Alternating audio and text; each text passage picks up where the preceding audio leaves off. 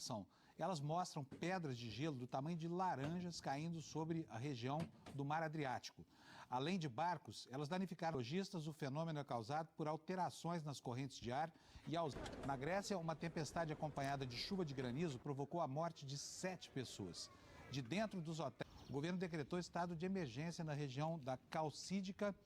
Caiu.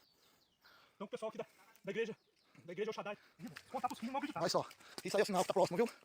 A vinda de Jesus está próxima.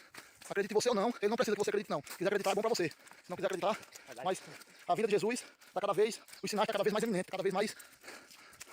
É outra coisa, viu? Isso aqui não é montagem. Olha o tamanho da pedra. Ela caiu, ela partiu.